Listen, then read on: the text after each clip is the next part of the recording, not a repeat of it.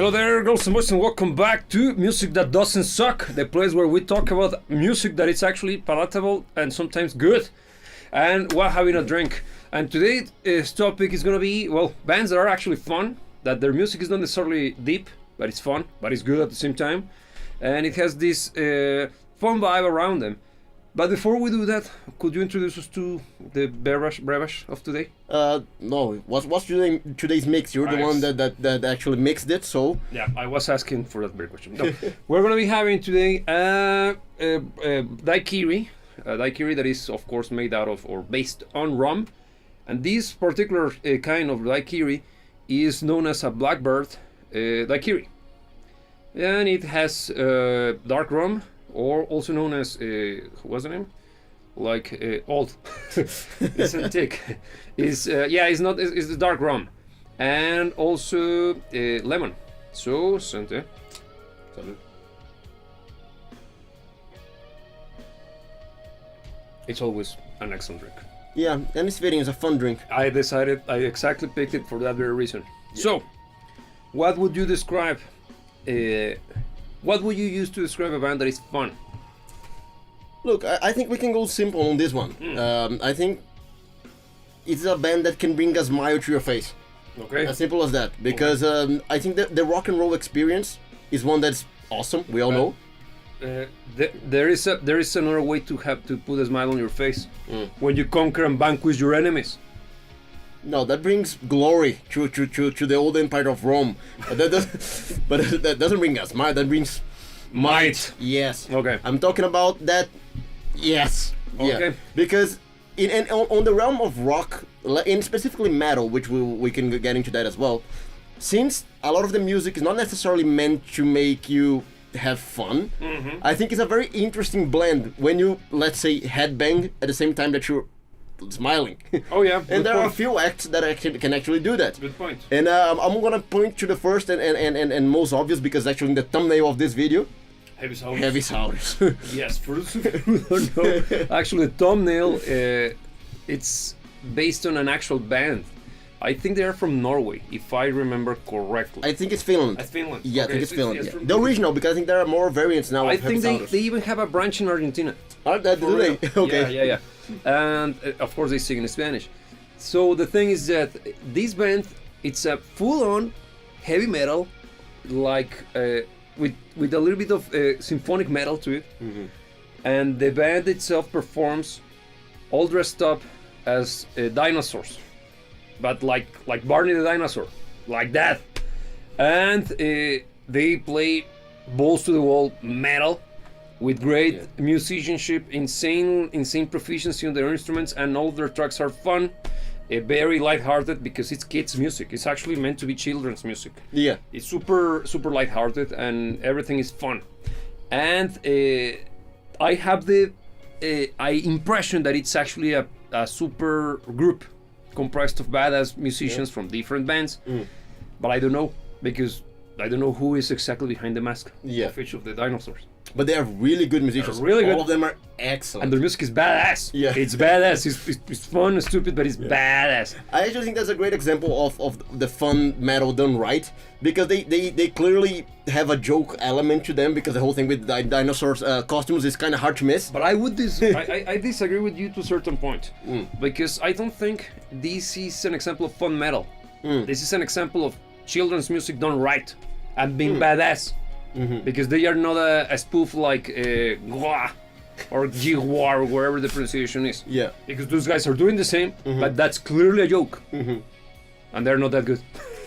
No, they're fun. Yeah. No, musical speaking, they're not as proficient as the Heavy Sounds. But they do deliver the fun element. Oh, they're excellent, man. They are excellent. Their shows are ridiculously fun. I think they're very expensive to produce because of the props. I didn't even know the pronunciation of the band. Yeah. They've been around since forever, and if I recall correctly, their whole shtick is that they are an invading force, an alien invading force that are trying to subvert. I can't fix that. That are trying to subvert humanity through the use of music, so they can conquer Earth better. Or something like that, if I recall correctly. Look at that. Beautiful. That's the one. That's the one. And talking about aliens, invasions, and fun, heavy metal, badass music. Let's talk about Spanish-speaking bands. No. No, something else comes to mind. Okay. Which you're probably gonna agree. Ziltoid. Oh yeah, Siltoid by Devin Townsend. Yeah. Yeah, Devin Townsend is also a great, fun act. Most of his music is very, it's powerful sounding. Mm-hmm. It's once again balls to the wall, metal, prog metal to be precise. Plenty of showcases of great proficiency in music, particularly in the composition rather than the instrumental. He's got some proficiency here and there as well. Yeah, but it's not like a Dream Theater kind of act, Yeah. or Symphony X. It's more of a reincarnation style of affair. It's a much more. It's focused on great composition. Yeah. It's not that the other bands are not focused on that. It's simply I'm trying to just make the distinction, because where you see the proficiency is more on the composition aspect and the layering, Yeah. the orchestration, because Devin's music is very, very thick sounding. It is. It is The super production- dense. Yes, Yeah. and the production is insane. It sounds like him alone. Mm-hmm. He's one of the very few acts from the modern era that actually has a sound to his music. True, and that's something to be respected. Yes, and Yeah. part of the sound is fun. Yeah, Isn't it? it's interesting because no, I don't think fun is part of his sound. Hmm. Fun is an element that he brings to the table as a personality. I get you. Because his sound's actually very dense, and I'd say without having the character that is Devin Townsend amidst, you would think that it's, well, on the most part, it's just simply dense, heavily crafted heavy metal. Yeah, but it has at least in my own personal opinion, it has a particular. Even the sound itself sounds so energetic that it adds this element of fun. But it might be my own interpretation. I don't know if that makes sense to you. Because you get songs such as there's the latest release now, which is the Power Nerd. Yeah. Name alone is already It's enough. very stupid. Yeah, and that's clearly on the side of fun, Yeah. and I think that's where he shows a lot of his fun side, because I think he has a very fun element to his personality. Even when he's doing music that is not necessarily fun in nature, on the other end of the spectrum we have the Deadhead. Oh yes. Is that or that? It's Deadhead. Deadhead. Deadhead. Great song, very heavy, very Serious sounding. dense and serious sounding, but there's something about when you see him performing live that also, even that song, which is not necessarily fun in nature, No, that it's brings not. a kind of a fun element to the table, because he's a very fun guy. Whenever Yes. you see him on stage, you're already laughing just by default. Yes, exactly, exactly. But those are acts from a much more modern time. This conversation, or the idea for this conversation, started off by a video that I released a few days ago, on which I'm analyzing a track by. Watch out! Yeah, beautiful. Yeah, I'm analyzing a track by Van Halen. What's the name? Unchained. Unchained, yes. And it generated a few comments that were kind of amusing. Yes. Some of them attacking my choices for decoration of my studio. But wherever. Some of the answers or some of the comments were quite interesting, right? Yeah. Because there was one that actually gave you the idea to do this. Yeah, exactly. I can't recall exactly the phrasing, but I want to paraphrase. But the guy was mentioning how Van Halen was hard rock that you could dance to. Yeah. And that's, I think it's a great description of what they do, because it's simply badass music. But I cannot disagree. Yeah, and the fun element to it and the dancey element to it is very present. It's something that their shows, I imagine, didn't have the good fortune of actually being present in one of their concerts, but I imagine that it was a blast. Yeah, you gotta be badass and fun. Yeah. Because there was another comment that actually got my attention. It was Van Halen. It's secretly a prog rock band that rocks so hard that you don't notice. that you notice the prog Yeah. elements, and I happen to agree with that. Yeah. Because their music is super highly crafted. Some of their songs are clearly prog rock tracks. "Hot for a Teacher," which is one of their most popular tracks. It's very well done. Yeah, It's insane, an insanely crafted track. Filled to the rim with detail, proficiency on every detail, in every corner. You got those. The composition itself moves and goes to different places. It's a very complex song, in the sense of it being highly crafted. Yes. If that makes sense. Yeah. But the topic, it's dumb. Yeah. It's just a kid having the hots for the teacher. So you get that clash of elements. There's like, damn. And I think that contrast is a very, when done right, of course, because it can easily be done poorly. Yeah. Is a very cool element to music. Whenever you have this kind of highly crafted, super well polished, not necessarily well polished, but well done music. Yeah. That doesn't take itself too seriously. I think that can be some of the greatest music there is. All right. Because let's think something that's not necessarily similar in sound, but I think that kind of has this element as well. Is Rush. Oh yeah. It's a band that on the compositional side of things, they are incredible. They are really good musicians. Yeah. They are really good composers. Their music is extremely highly crafted. It's not simple music by any means, but they always have that kind of a not taking itself too seriously, kind of fun, geeky element to their sound. And it makes music that is highly crafted, which is usually more dense, an easier listen. Because when it comes to the most highly crafted music, I think Rush is one of the most easier bands to listen to. Yeah, it's actually a good starting point for anybody who would like to get into prog rock, right?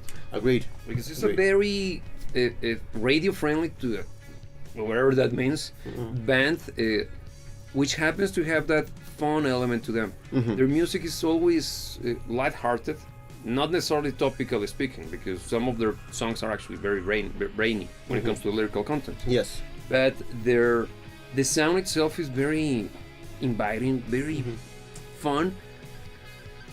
But do you think that they had to go the buffoon route because they realized that the only people attending their concerts were dudes doing the air drum thing?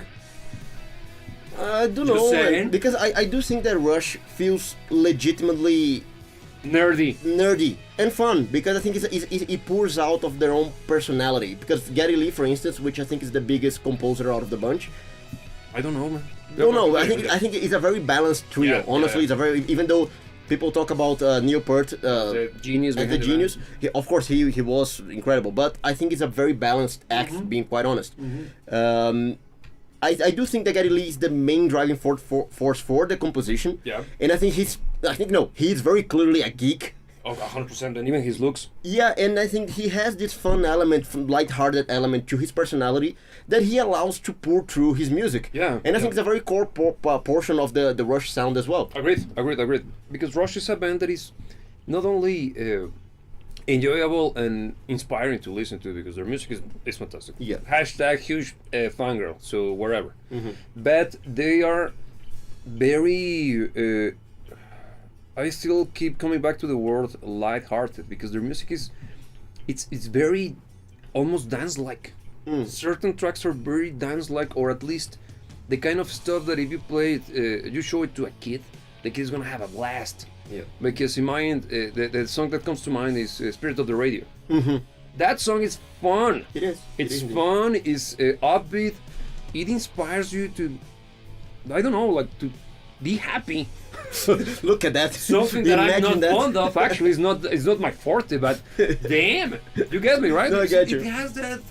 And there's a lot going on in the song. It's not a simple song by any means. But if you play it to a kid, the kid is gonna lose his shit, man. Yeah. It's so upbeat. It's like, what? Like, yeah, some sugar and the song. Nah, damn. But look, you mentioned when we talked about Heavy Sorrows a few minutes ago, you talked about how that's a good way to make music for children. Yeah. Because one thing that is a very common misconception, I think we can take the conversation there a little bit, because not necessarily the topic, but people think the music for children needs to be simple and Stupid. dumb. Yeah. Yes. When, in fact, I think that it is nice having the fun element for kids. I would keep that there. Yes. But that doesn't mean that it needs to be dumb, simple, or trash. No, Which, no, on the most of part, course is not. what we see happening. And you mentioning that Rush could work for kids, I think it's a very nice addition to the conversation, because I'd say if we expose kids to music that is fun, but is well done, since the beginning of their career as a living person, I think they would go further in their very career, and they would start less at life. Yeah. What do you think? 100%, because there has been proven, or there are studies, because we live in a world in which everything has been attempted to be proven, scientifically speaking, that have shown the correlation between the development of IQ and the capability of appreciating highly crafted music. So yeah, what I'm saying is that if you listen to stupid sounding music, you're stupid. You got low IQ. And if you listen to good music, actually well crafted music, I'm not even naming genres, okay? Yeah. You do the math and you decide what is stupid music. If you listen to the high class music, properly crafted music, I fucked up the sorry, Yeah. the camera again. If you listen to the best sound, the best composed and proper sounding music, your IQ will increase with time, because there are some connections that happens in your brain. I'm paraphrasing and I might be oversimplifying many things, but yeah, it has been proven. So I happen to agree with you. Yeah. If you show a kid some music that has the fun factor, which is I think something that kids tend to flock over by nature, because well, they are children, they should have fun. Yes. While at the same time has substance to it, the kid is gonna develop an actual good taste since early age. Yeah. And that's something that every parent should do. Because I don't know about you, but I wouldn't like my kids being dumb. Just saying, I don't want to be stupid. And if I can give them the heads up by showing them the arts and crafts. Yeah. And look, one element that I think is also important to point out is that good music doesn't necessarily need to be complex. Even though we came from we came to this conversation now talking about Rush, which is a band that does make complex music. Keep going. I'm gonna fix the camera. So keep going. Go for it. Let me go here then. Yep. Where am I? Where are you? That's Here I am. Perfect. So, Rush is a band that does make complex music, and they manage to somehow put the fun element there as well. But the thing is, you can have fun and also good music that is not necessarily complex, that is simple in nature but well crafted in other regards other than composition. Because you have, for instance, Kiss, let's say, to name one. Yep. It's a band that nobody's gonna point to Kiss as being a very complex band or a band that makes music that's gonna be talked on the same level as, let's say, Mozart in their lifetime. Of course not. Because it's not meant to be, and I don't mean this as a criticism. I actually like Kiss music quite a lot, and I think they do unapologetically what they do really well, which is making music that you can have a blast listening to, especially when we're talking about the live context and the live scenario, because they make music that is meant to keep you moving and having fun, and I think they do deliver greatly on that regard. Because I think there's a kind of a bad rap when it comes to Kiss in the, let's say, in the prog rock sphere, because I think the prog rockers think themselves as being way too good to listen to Kiss. Well, we are. But the thing is, music can be listened to for more than one reason. Yeah. And it doesn't mean that a song that you listen for enjoyment and a song that you listen for having fun purposes is necessarily a bad song. Look, I think we have to make a distinction there, because what you're saying is correct. This is my personal opinion, so take it for where it is, and if you get offended by it, well, you're one of the crowd that doesn't like my decoration for my studio. So, when it comes to music, there are songs that have emotional importance. There are songs that actually are meant to be impactful at an emotional level on the listener. While at the same time, there are songs that are meant to be intensely fun and just fun for the sake of fun. And it's not the same as what happens to when you're dealing with a song that, like, you're distracting me with the camera. Okay, good. Now it's working. It's correct. Yes. Sorry. What I'm saying is that in music you got songs that are actually designed to be fun, and we should take them for what they are, and not compare them to songs or music that is meant to make us feel things.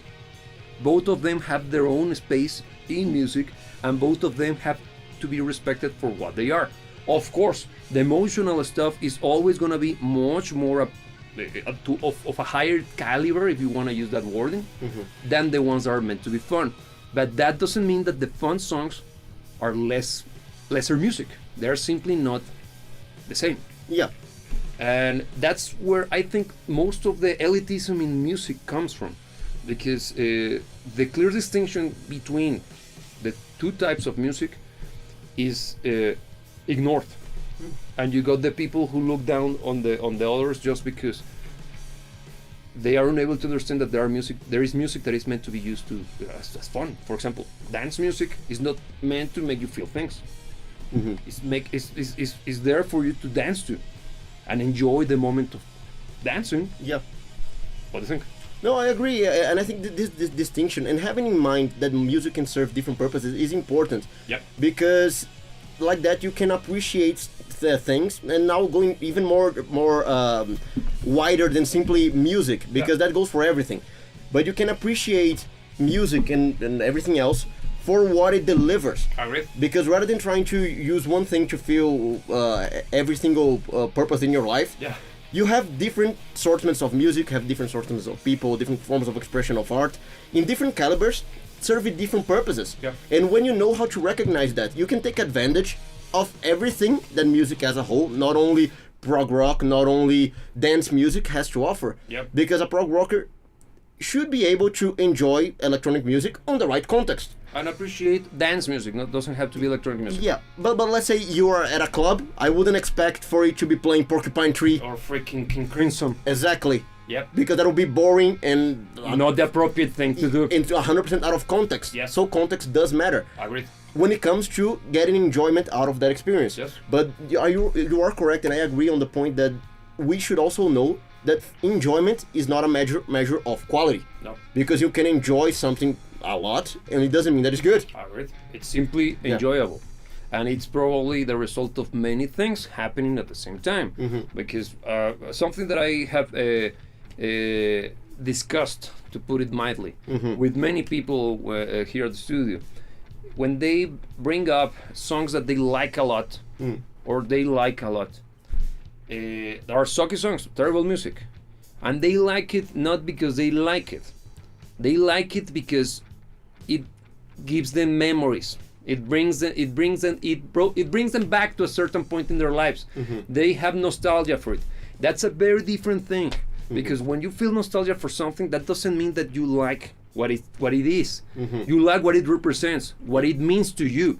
It's clearly obscuring your appreciation for it from an objective perspective. Yeah. What you're actually liking is the emotional response that it triggers in you. It's not that you like the stuff for what it actually is. Does that apply to Van Halen, for example?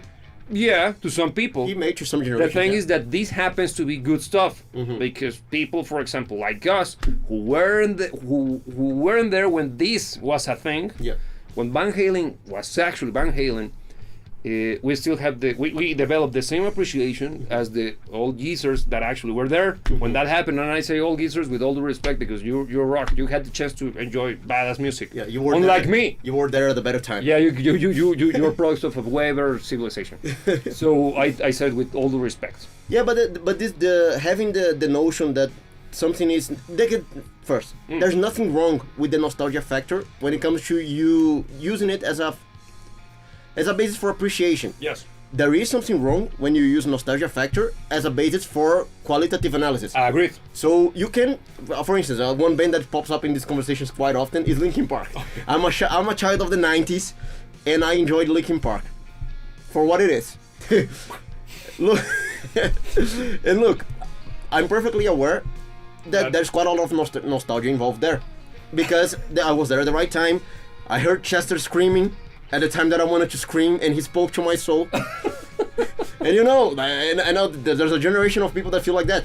No problem. You call them man-child. The thing is, if you use that, he understands me, as a basis for saying this band is excellent, that's not a good basis for analysis. It is not. It is not, because it's biased. It's not being objective. Yeah. Coming back to the topic of fun, because look, Linkin Park is a good example. I happen not to like them. I think it's kind of clear my stance, but I respect them quite a lot. Because one thing that I gotta admit is that they truly rock. They do. I have seen some footage. Well, they are back with a female singer, because it's current year. Yeah, that's what they did. Yes, so I don't know about that. Well, I don't care, but for those who are fans of the band, well, share with me your comments, because I have no idea what the reaction was. Because in my opinion, I know their music. Why would you pick a female singer for the old stuff? Yeah, Wherever. But I have seen some footage of them live. Great showmen. Yeah, they deliver a fun Great experience. showmanship. Yeah, yeah. Excellent performances. And they truly understood their audience and they delivered. So there is nothing more than I can do than tip in my proverbial fedora because it's properly said, properly done. Yeah. And the fun element was there, even though the music is ultra angsty. It is angsty. It's Shadow the Hedgehog. Made music, but it's, their music performances had that element of energy. Yeah. That they spoke to the people, and even though it's angsty as balls, they actually projected that element of excitement. Yes. It's not necessarily fun, but there is that. Yeah, I think excitement is a better word than fun to describe in their case. Yeah, it is. But when it comes to the fun, the real fun stuff. Yes. I think also we can try to divide fun music into different categories, and we see what pops up out of that. Okay. Because you have music that is fun, like Van Halen. Yes. And we can use two elements that we already mentioned: Van Halen and Heavy Saurus. Yes. Van Halen is fun because the music is fun. Yeah. And you have Heavy Saurus being fun because they have a fun element to it. Well, the entire thing's fun. Yes, but it's not because necessarily the music is fun. Do you think that there is one better scenario than another, or one band that does it better than the other? No, I don't think so, man. Because Van Halen, they're speaking to two different audiences. Mm-hmm. One is clearly, in the case of Heavy Saurus, they are clearly aiming for children and their parents. They are, as a capital speak, they played a great card there that I should have played before them. Because what's the problem with kids? They like wherever it's loud and fun. But also it gotta be colorful and exciting. So let me show you Dream Theater, kid. This is badass. They go, I don't get it. It's boring. Yeah. It would be a mistake. So Heavy Saurus did this. Okay. Kids listen to wherever music is fun, exciting, and colorful. Okay. And parents have to deal with it. And if it sucks, it's gonna annoy the living stuff out of their parents. What if we make music that it's exciting, colorful, and fun, but is designed to be liked by the parent? Bam! What a great exactly! And they did that because their music is freaking Iron Maiden, but with people dressed up as dinosaurs playing electric guitar like a. It was the best of both worlds. It's excellent. So great product. Yeah. And of course the kids love the idea, and the person's like, this is good. I like it. Yeah. That guitar player is good. Yeah, that's a show that I will take my kids to. Exactly. So, damn, every single one of us who are rock and rollers, as soon as they discover that, those guys, okay, this is what we do. Yeah. This is weekend's activity. We're gonna go out to a show by those guys. This is badass. And I like the fact that even though there's a very, very clear gimmick going on there, they didn't put the gimmick as an excuse to make lame music. Nope. Which is something that you see also quite often, because at times you see bands that rely way too much on the gimmick and focus way too little on the music, but their music is very good. Yeah. Their music is very, very good. And talking about music, bands that rely on gimmick, another band came to mind that has a very fun element to it, but it's a gimmick of the highest order, Massacration. Oh yeah. I don't know if you know them, but Massacration is a Brazilian band. But Talking about alien invasion. no, the thing is, I won't even call it a Brazilian band. They are a Brazilian joke. Because actually the band started off as a spoof. It's a spoof of everything metal. Yeah, because if you don't know the story behind the band, they are actually comprised of comedians. They were comedians. They were comedic people before they were musicians. But there is some form of Sepultura elements involved, right? There is, but that came after. Actually. Okay. Because they created the character, the Detonator, the singer in front man. He's a blast. He's a very fun guy, and it started off as I think it's MTV spoof. Yeah. And the thing is, it started to kind of escalate because it kind of worked. The spoof. Like similar to what happened to Brujeria. Yeah, I think so. Yeah. And the thing kind of grew, and they then released actual music, and the music was fun. Yeah. But it was fun first and rock and roll later. Yeah. But it was good music still. Yeah. And I think the thing escalated to a degree that I think it was Igor Cavalera, the drummer from Sepultura, actually recorded. Joined, yeah. Yeah, and the whole thing escalated to a point where now they are legit bands somehow. Yeah, they but actually have shows, right? Yeah, but it did start off as a joke. Yeah. And if you don't know them, go check them out. It's very fun. Their first album, how's it called? I think it's Fried Chicken. Yeah, it's something very stupid. Yeah, Kings of Metal, Fried Chicken, whatever. Yeah. Something very dumb. It's from the mid-90s, late 90s, right? Yeah, and it's a fun band. But again, it started off as a joke before it was music. But then it developed into music that was fun. Yeah. And I think it's an interesting take on how the whole metalheads are willing to have fun. Yeah. Even though there are not that many bands that cater to that fun element of metal, because I think people are there's this escalation on sounding heavy, but I think there's not enough bands trying to be fun. Yeah, and look, that reminds me of Abbott and Immortal, for that matter. Black metal bands, badass. I happen to be a huge fan of Abbott as a musician and as a guitar player, and he's a fun singer. But his entire look is the traditional evil-looking metal band from the northern parts of Europe, like evil. And their music is exactly what you expect from somebody who is wearing that kind of makeup. But he's such a fun guy. He's incredibly fun. I haven't had the chance to see him live, but if you look up any of his performances, he's always cracking jokes. He's super fun. He's a great showman in that regard. It's similar to what Devin Townsend does. The interesting thing about Abbott, because for instance, Devin Townsend, the fun aspect of his personality pours a little bit into the music. Yeah. Even by listening to the music, you know that there's a fun guy behind it. Yeah, On the case of Abbott, you listen to the music, and fun doesn't really play a part on the music. But in my head, my head canon, I think it makes the joke even better. Because he's truly, look, this is what you believe this is meant to be, when in reality is this. But it's me. But it might be because I'm biased. I like him a lot. He's fun. He's awesome. But I think on the case of Abbott, that element, the fun element, only pops if you know the guy. If you know, if you've been to a concert or you watched a concert, or even when he gives interviews, he's always cracking jokes. Yeah, he's super fun. Yeah, because I haven't seen Abbott live, to be honest, so I don't have that same impression as you.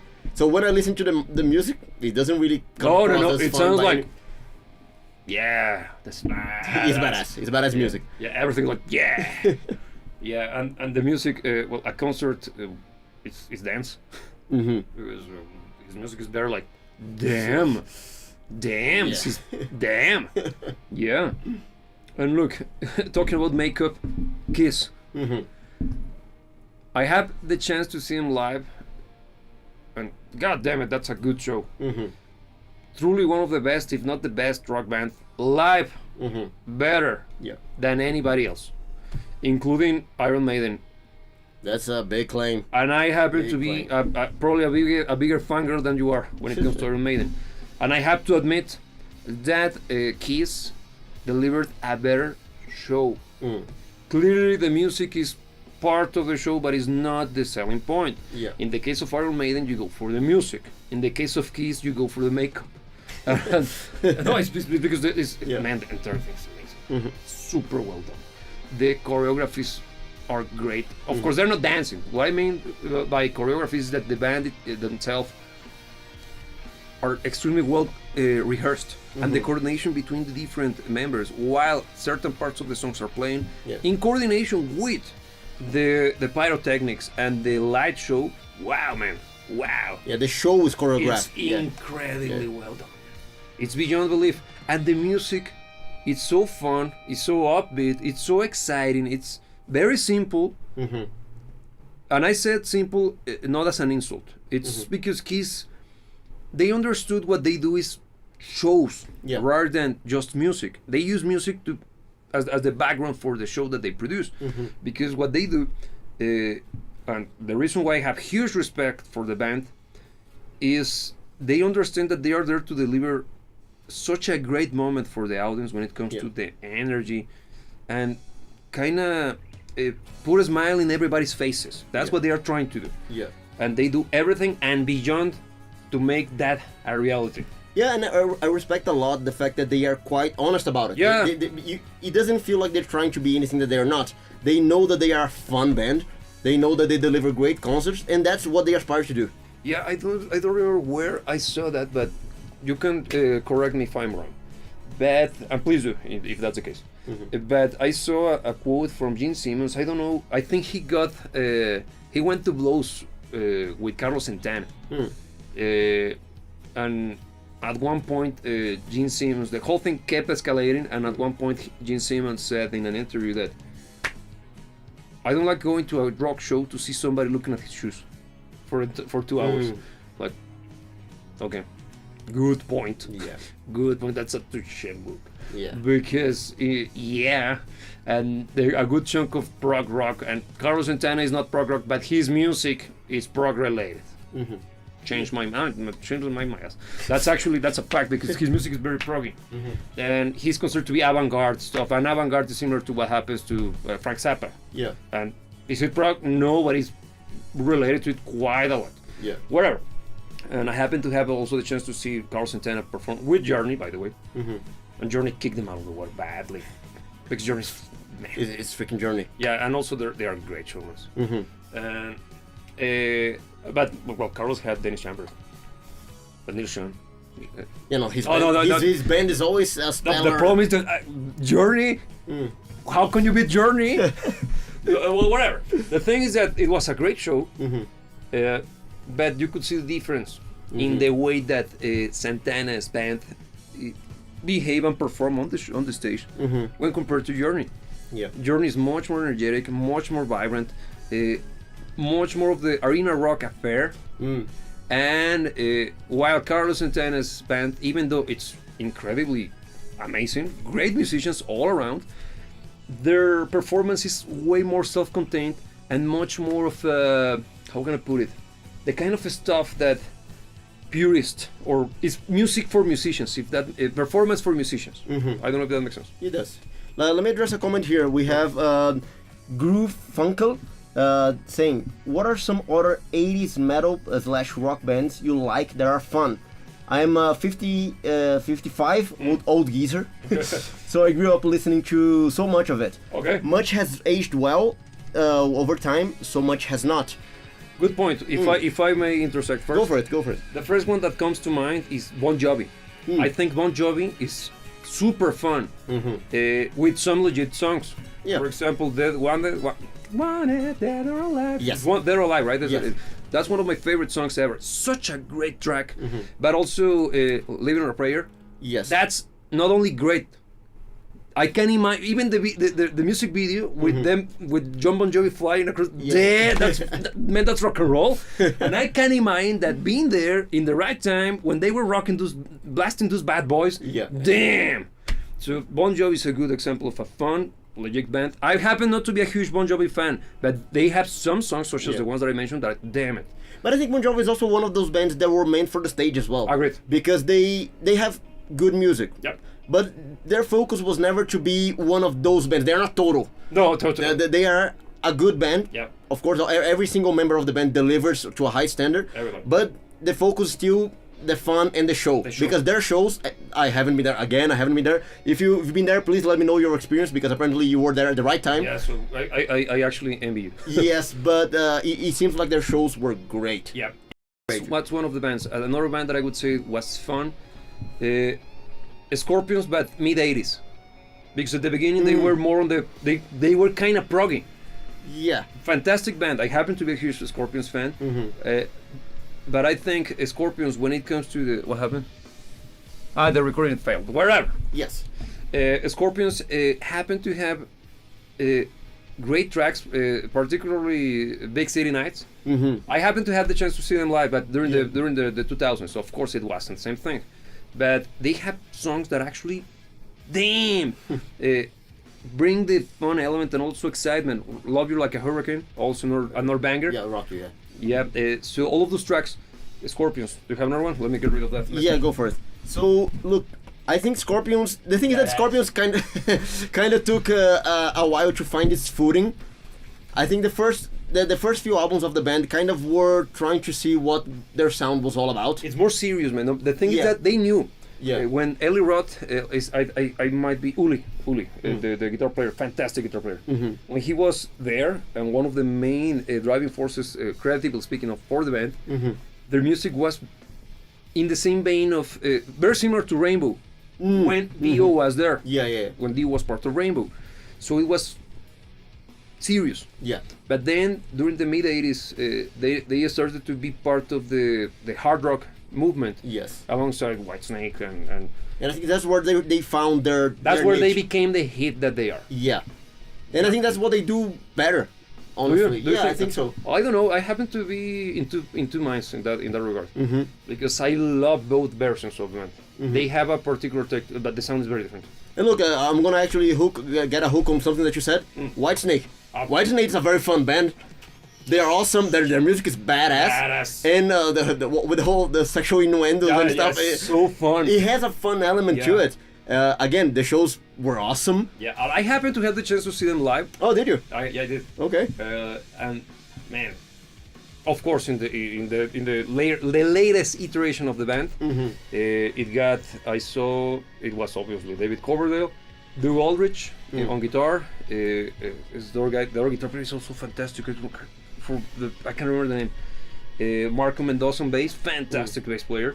Also, what's the name of this? The drummer is the guy with the afro. Please remind me the name.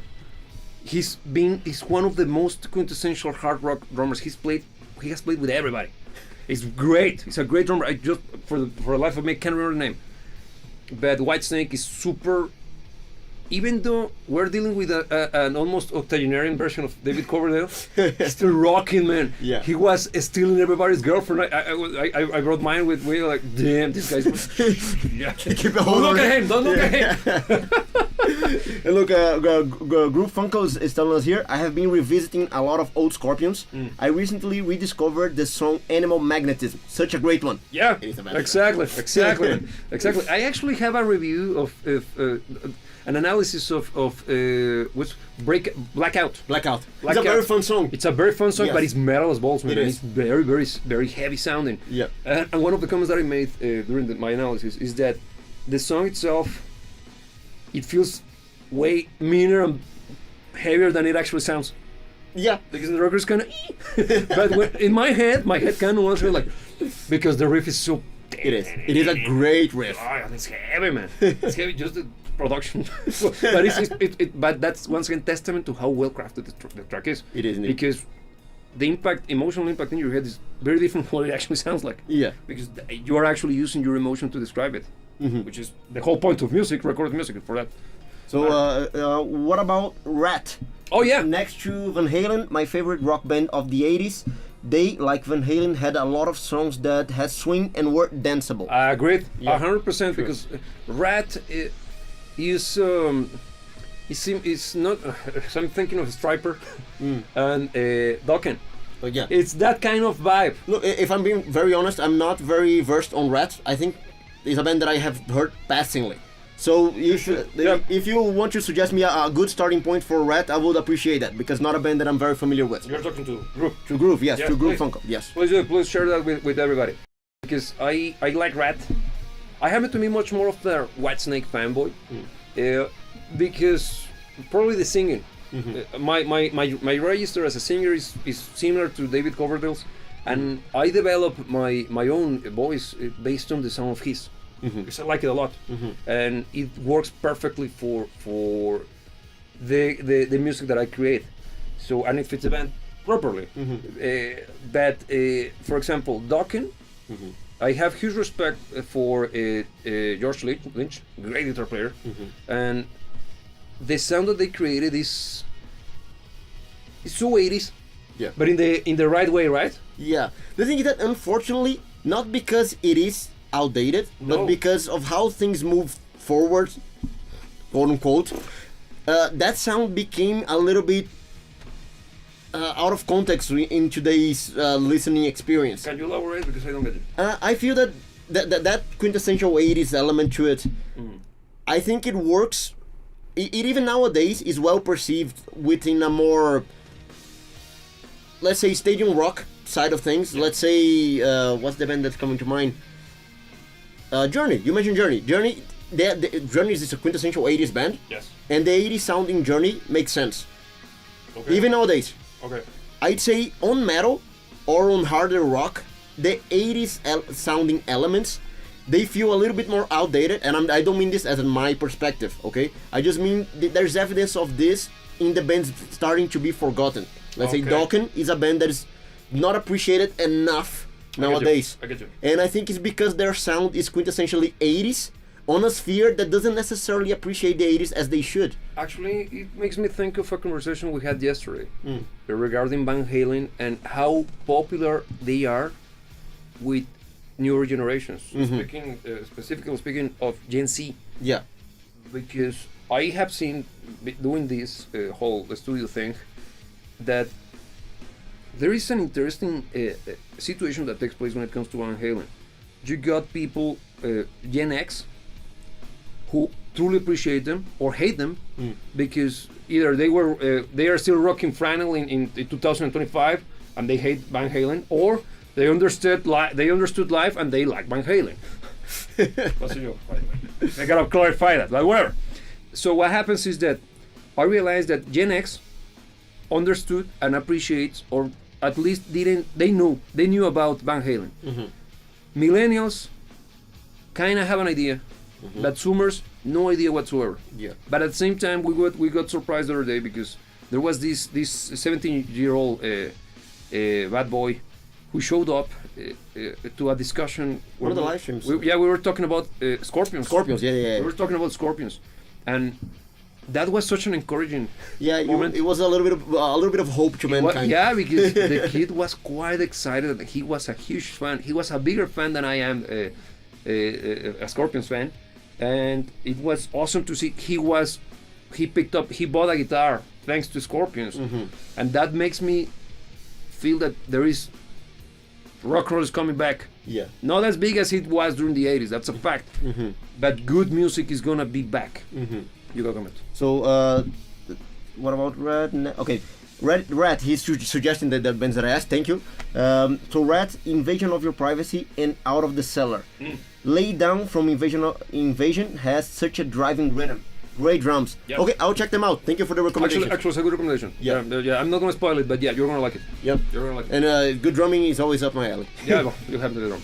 Yeah, but actually, and there is something that I think this fun element kind of got lost once we we move over to the 90s.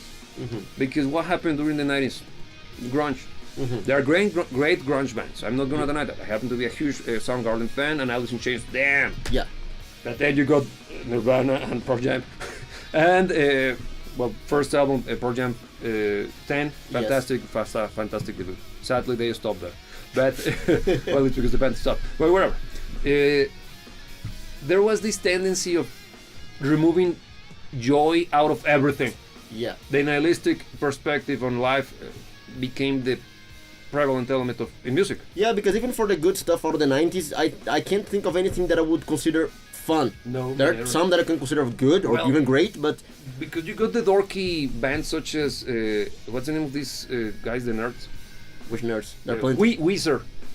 Yeah. You got Weezer, but that's clearly it's meant to be stupid, or not stupid, nerdy and geeky. Yeah. Also, some of the stuff by things that you got your Blind Melons and all of those bands that were like, I don't know if you're just so infused or what. Because, get me? Where's the testosterone, man? And also, testosterone doesn't mean being badass and shooting guns. Show some spine, man. I don't know what do you think about that. No, look, my first Groove Franco, once again, my first concert at 14 was Quiet Riot. Ah, good. My parents almost didn't let me go, came home with a contact bus. Jane's Addiction had a few fun ones. Yeah. Yeah, actually. And actually, how I couldn't remember Quiet Riot. Yeah. Yeah, they're fun. They are very fun and actually energetic. And it's one of those bands that actually, I'm not a fan, but damn it, they're fun. Yeah, they're excellent. It's very, very, and I can imagine that their concerts were badass. Yeah. pure energy. Like Twisted Sister. Twisted Sister. Twisted Sister is fun. Some others are coming to mind, like AC/DC, Yeah. Twisted Sisters, bands that made music that was to be enjoyed like that, you know, like. AC/DC is a little bit more heavy, don't you think? But look, it is heavier, but I respect the fact of the bands that can blend correctly heaviness and fun, because I think the heavier it is, it's harder to add the fun element to it, I agree because it becomes denser. But that's the thing, because for example, when it comes to AC/DC being a heavier band, some people puts them as part of the metal from the early 80s to a certain degree, and I happen to agree, because proto metal, you got your Black Sabbath, and AC/DC was loud, Yes. and kind of mean at certain points.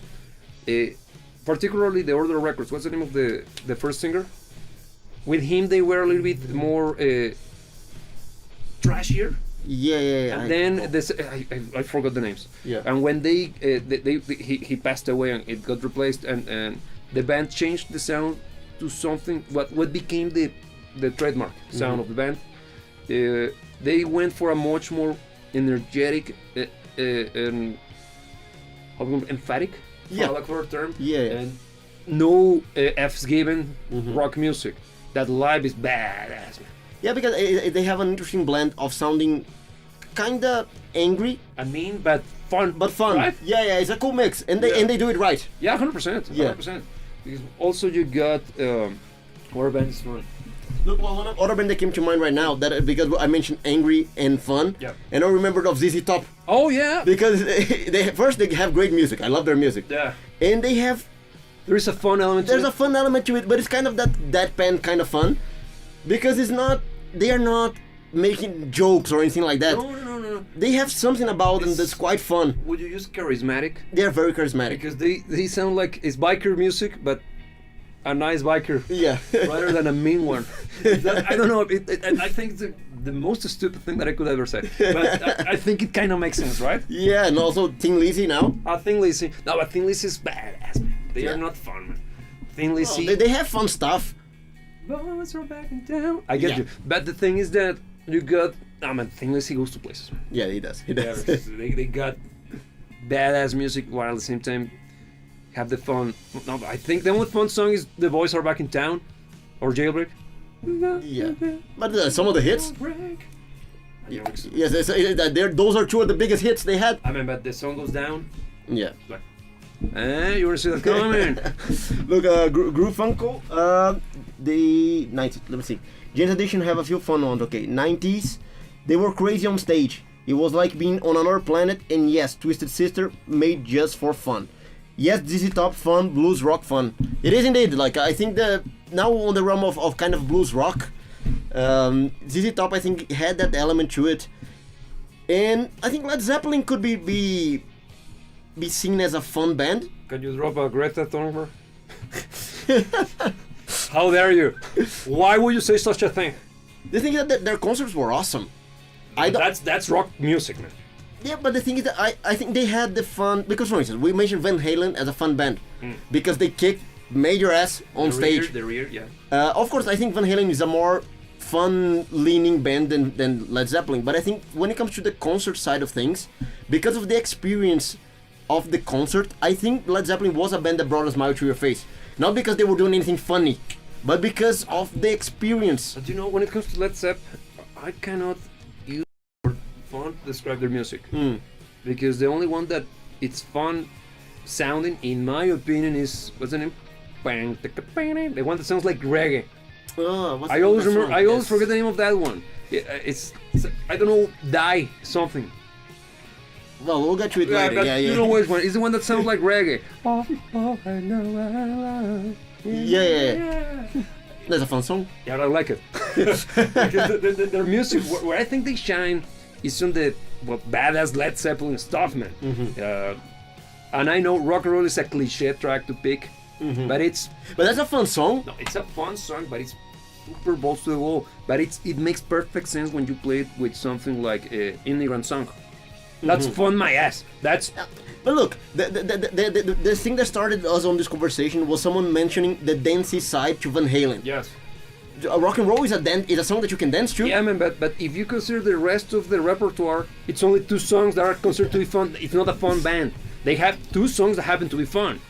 Dire Maker. Thank you. It's that guy. I always forget the name because I don't like it. But it's that guy. I always have issues with that freaking song because it's not a bad song by any means. I simply, because in my head, Led Zeppelin is the Rain song, No Quarter, Yeah. Immigrant song. What's the name of? How could I forget that song? Which one are you talking about? The Come on, it's one of the Kashmir. Kashmir. Yeah. Kashmir. That's one of their best. That's Led Zeppelin in my head. I can't imagine them being a fun band because when Led Zeppelin, I go yes. I think that's you're more on the realm of your personal preference, your bad taste. No. The thing is that I think Led Zeppelin can go fun. I'm not saying that they are a fun band. They have range. They can go dance and they can go fun. Alright. Some of their tracks are fun. Some of their tracks are badass. Since you stick more towards the badass, you don't see the fun. You're lost. But look, I don't see the fun in life anyway. Funko is telling us here. I lost the first comment. He's already buried. Okay. No problem. But he's mentioning Dire Maker. Why? Yes. Are you mentioning that as a comment or as a band? Because I don't know. Oh, Yes as a band, big fun. I don't know if I wouldn't consider Yes fun. No, it's intense. Yeah, But they are happy. They are happy, but it's dance music. It's stuff that should be. It made me feel things. Yeah, because stuff that actually can drain you. At the end of the listening experience, you're just. Beautiful. It's so great. What did I just experience? Well, you experienced life. That's what you did. Yeah, but they have an uplifting side to them that can be argued as fun. I wouldn't consider them a fun band. Would you say happy sounding? Happy sounding, like Angra. But Angra is fun, man. Angra's fun? Don't know. It's happy sounding. Yeah, that's fun. That's fun. Yeah, their music is fun. Most of their music is fun. Yeah. Angra is a power metal band that has plenty of prog rock elements to them. Great musicians. The guy who's playing guitar for Megadeth right now, Kiku Loureiro, It's not him anymore. It's not him anymore. I think so. I think it's Kiku still. I don't know if I'm up to date with my Angra lore, so if you are, please let us know. But he's playing with Megadeth. He is. He's playing for Megadeth now. He's very good. He's fantastic, He's man. very Great good. guitar player. Yeah. And during his time in Angra, damn. Yeah. And actually, the entire band was excellent, man. Andrea Matos is the singer. Was the first singer at least. And he even replaced Fabio Leone in Rhapsody of Fire. Not necessarily the best pick. Because it's a tough spot. It is a tough spot, yes. No, sorry, I switched them around. No. When Andrea Matos left Angra, Fabio Leone from Angra, Rhapsody of Fire replaced him. And the thing is that even though Fabio Leone is a fantastic singer, Andrea Matos' range is way too high. Yeah. Even higher than what Fabio is capable of singing. Yeah, that's a very tough spot. It is, and that wasn't the best pick. But look, you mentioned power metal. For as cheesy as it is, I love power metal. Many power metal bands. Yeah, but part of the fun is part of the sound is being cheesy. Yeah, no, but in part of the sound is kind of having a fun element to it as well. Yeah, I think many power metal bands have a fun sauce to it. I agreed, and Angra is a good pick for it. Yeah, even Rhapsody of Fire, I think Angra is more fun. Rhapsody of Fire, previously known as Rhapsody. I think it has some of that fun element to it. It's not that prevalent, but there's some to it. I think the fun comes from the fact that it's basically Dungeons and Dragons with heavy metal. And what can go wrong with that mix? Well, nothing. It's a good equation. It is, but it's fun because you see it like that. If you listen to the music as a standalone, if you're not there with the right mindset, it can piss you off. Or if you are unable to appreciate what it's actually doing, which is bringing plenty of elements from medieval music into a metal ensemble, and somehow making it work correctly, blows your head off, man. And what's the name of the guitar player? Luca Turilli. Fantastic composer, man. Excellent. Not that it's not my jam. Look, everything I said was praising the band, I'm not a fan. But damn it, it's been objective. Yeah. Fantastic. Gotta recognize that, but they do well. Yeah. Excellent. So look, do you have a pick? If I were to ask you, what's the band that you think that has the best blend of delivering great music and delivering fun? What would be your pick? Outside of Van Halen, because that's already that's the obvious. That was the choice for this track. And I'm gonna avoid as well Rush because we already mentioned them. Yes. So let me think. I will say that I would pick. I'm thinking of Rammstein. But I think Rammstein. Because Rammstein is angry. But Rammstein, I wouldn't say that their music is fun. No. Their concerts are insane. Amazing. Yeah. But the music has, even though it's angry, for the vast majority of times, they got this exciting kind of lifting vibe around it. Because I know that the first one that comes to me, that the Angel, with the whistling. Yeah. So it's a great track. Not a fan of the band as well, but huge respect. And even though it's heavy sound, the riff is badass. There is some form of it. When the song finishes, you feel energized. There is a little bit of that fun. Yeah. I think it's because of it's so energetic. But it's kind of invigorating, isn't it? That's why I picked them. I know that their sound is far from fun. Most of it is mean. But it's that thing. Yeah. I even could use the same to refer to Iron Maiden as well. Huge Iron Maiden fan. Yeah. But Iron Maiden has this glorious, invigorating sound that lifts you up. I think another band that does that is Queen. I think Because Radio Gaga. Queen is not a band that I would frame as fun. No. But they have that certain songs. kind of invigorating. I'm looking. Yeah, I have Fred in my head right now doing that. Because, so badass. Yeah. But it's not fun. It's not fun. So I might have chosen wrongly. So you chose poorly. Let me do the whole switch because I totally misunderstood or well, I realized that I picked. I put you on the spot, so you have a second chance. Yeah, let me do it. Go for it. A fun band. I would go for Twisted Sister. Okay. Because they are super fun live. They even have embraced many of the stupidity that comes out of their fun audience. I'm not saying stupidity as something bad. I mean it in the best possible way. Yeah. Because the fans enjoys, and the way that they interact with the band. Have you ever seen them singing "We're Not Gonna Take It," but switching the lyrics for "Huevos con aceite"? For the Mexican crowd. Yes, they do. That's fucking and awesome. there is actually an ad. They were selling, I think, tequila or something, and there's a mariachi playing. We're not gonna take it.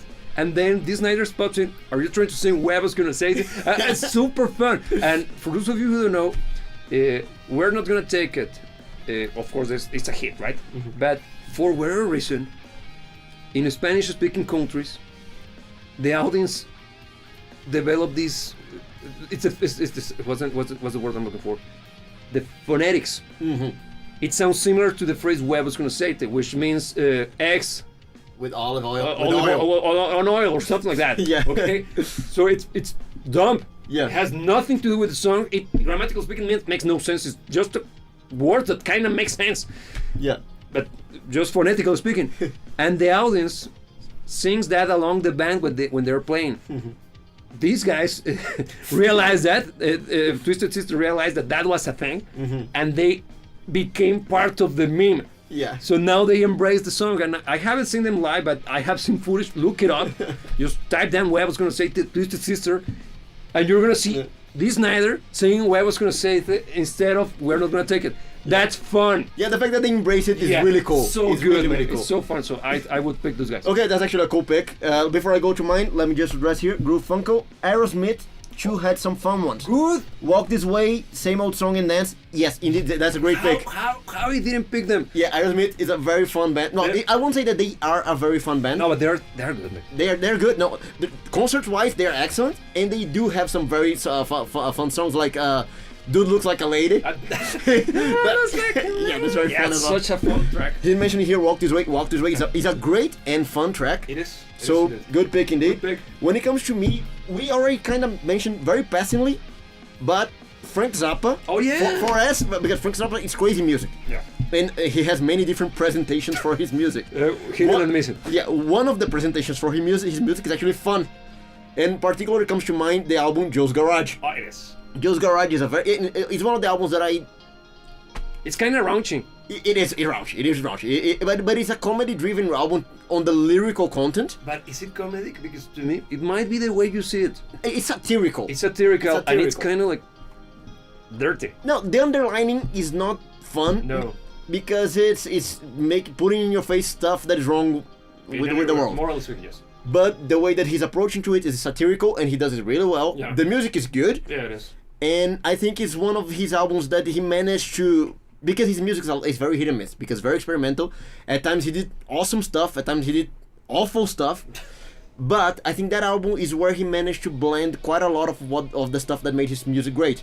Because musically speaking, it's not his highestly crafted. It's not Apostrophe, it's not Hot Rats. Yeah, but it's good music. It is. It's still in the realm of good music. He has the fun element that he throws here and there, and is digestible. It's not crazy music. It's music that anybody can enjoy. Yep. So I think that's gonna be a pick. Very good. Great pick. Great pick, by the way. Because that Frank Zappa understood. He was a great showman. He was. There are some footage of him performing, of course, live, but also there is a particular concert that it's available on Apple Music. I don't remember exactly which one it is. I think it happened in '88. Great showman. Wow, the way that he handles the crowd in a fun, light-hearted manner, effortless. It would be the word that I would use to describe him, because he's this close from being a comedian. But he's still Frank Zappa. So that's it. Wow! And there's also another concert by him. I don't know the name, I don't know the details, and if someone can point it out, that'll be appreciated as well. I don't know if it was a Halloween special, but it's one that is actually, everybody's wearing costumes as well. I know which one. And he focused on the songs that are more kind of... Spooky. And there's one song that pops to mind right now. I think it's The Torture Never Stops. Oh, yeah. And I think it's very fun. I think it's Terry Bozzio at the drums at the time. Oh yeah, he had Terry Bozzio. And there's a very fun segment where he's just saying the torture never stops, and Terry Bozzio just screaming in the background. Is it the period in which Steve Vai was also part of the band? I'm not sure. I'm gonna look that up actually. That concert is fun. But also Frank Zappa's lineup was great. But it's always been great. There was that point in time that he had basically everybody, man. Steve Vai, Terry Bozzio, all of them. Yeah. Some of the greatest musicians ever. Speaking of Terry ever. Bozzio, have you heard this album? It's Terry Bozzio, and it's also a garage something. It's Terry Bozzio and Jeff Beck. Oh no. Listen to it. It's bad. It's weird stuff. Is it fun? No, it's technical stuff, man. It's the kind of it's music for musicians. But it's great. It's great. Okay, so now with everything has been picked already, I think that takes us to the end of this conversation. Yeah. So well, it was fun. Yes, it was. That was awful, but whatever. Thanks for joining. Thank you for watching. This is the second time that we actually live stream this.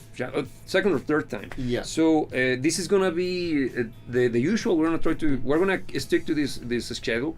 Every Friday we're gonna be having this conversation. The whole point is to discuss and talk about music that doesn't suck for a change. Yeah. And if you happen to like it, please leave us a like in the comments and leave a comment as well, because you don't know how much YouTube loves this. It gets aroused every time you drop a comment, so you know what to do. But also it helps us a lot because it allows the channel to be seen by more people that might like it, or at least we can have another discussion with somebody else regarding my choices for the decoration of my studio. So if that's your jam, please leave a like, leave a comment, and also subscribe to the channel if you haven't done it. And if you like to support this kind of content, the best way to do it is by listening to music on Apple Music or Spotify. Well placed. Well played, look at that. And also by following us on social media such as Instagram and Facebook. Not Facebook is for Instagram and X. Because that's the best way for you to get in touch with us on a much more personal basis.